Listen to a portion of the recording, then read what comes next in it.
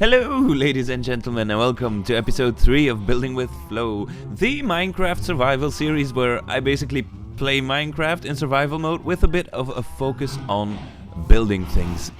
Let me give you a bit of a recap. I spawned here on this magnificently large island, which is also looking very beautiful, and in the past couple episodes I have built myself a little starter hut, Hagrid's hut over here, as well as some other smaller build projects. But it's time today to step up my game a little bit.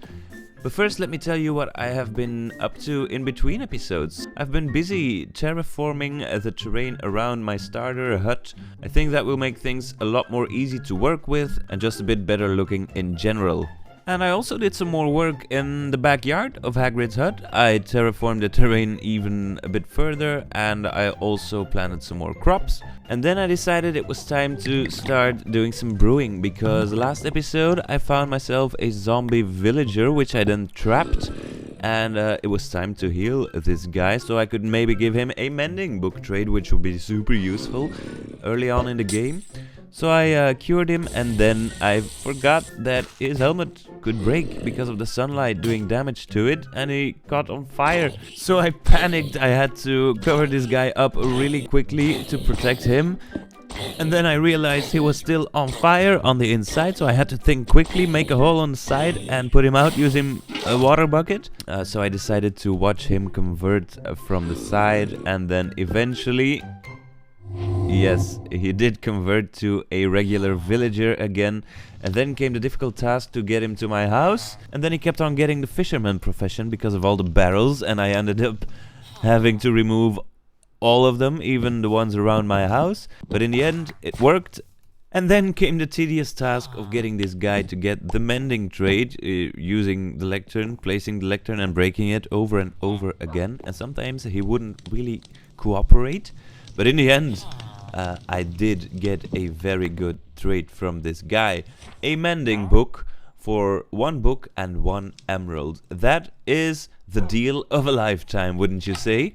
So this guy has really become my new best friend and most valuable asset in this world so far. And there we go, pickaxe good as new. And then I also encountered a wandering trader for the first time in this world. He had some cactus for sale, as well as a bucket of pufferfish, which is pretty useful, and also the leads that I got from this guy. But wait, there's more. Oh no, ouch. But wait, there's more. I'm standing on the cliff right now. In the distance you can see our starter house and the nether portal in the side of the hill over there. I have been digging a bit of a hole over here, and why? Well, that will become very apparent right now, probably. I've built a sugarcane farm down here, and as you're watching this little clip, let me just tell you about an extra challenge that I set myself in this world, namely redstone. I plan on not looking anything up concerning redstone in this world. The only thing that I might look up is the core mechanics of the game, and based on that I can make a bit of a farm, but I'm not going to copy any farm designs at all. So every farm that I am going to build, because it is still a survival world and I will be needing farms definitely, I will be designing myself, so probably most of them won't be really good farms. Yeah, I'm definitely hoping to learn a thing or two in the process. So I think that is a fun little extra feature in this world. So anyways, here we have the sugarcane farm in all of its functioning glory. We've got the hopper minecart underneath collecting all of the drops, and then going up here and dropping the drops in this chest over here. You may notice I dug out this room in an odd kind of shape, and that is because I want to avoid digging like square box shaped rooms. So I added a bit of depth to this room. And then also over here, I think this is kind of cool. We are actually in the cliffside right now. I think, let me just show you. So that's where the little windows are. I think it would be a very nice plan if we turn this cliffside into like a dwarven bastion type structure, where the bastion itself is actually carved out of the cliffs. And here we have then the entrance, and I plan on making some sort of a another section of the same build actually on top of here with some sort of a watchtower as well. That will be my project for this episode, a Dwarven stronghold bastion thingy. So yeah, die. So it's already a quite sizable project for episode 3, but I don't think I'm going to finish everything today. I'm gonna work on the interior of this later on. Today I want to work on the exterior.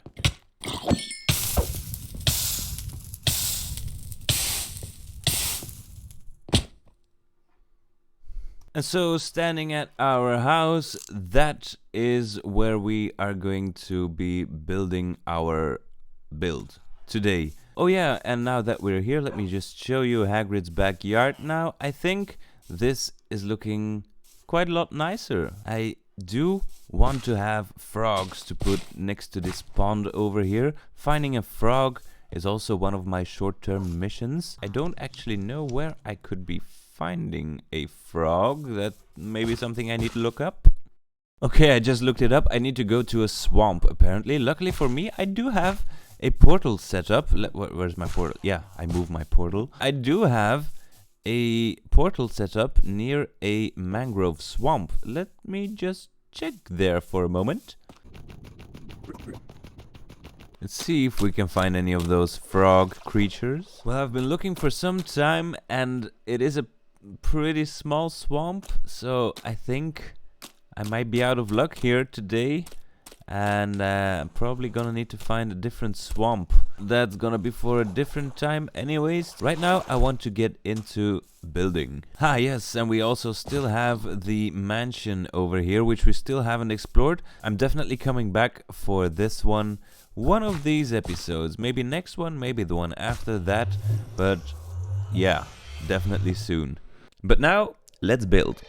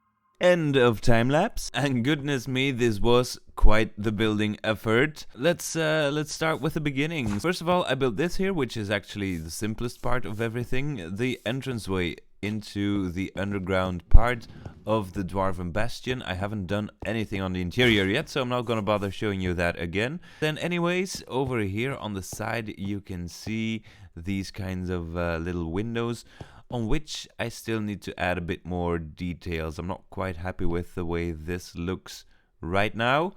It does look okay when you're standing a bit farther away, but no, this is still not far away enough. But I'm gonna work on this a bit later on. It's quite annoying working on the side of a cliff, but anyways, let's move on.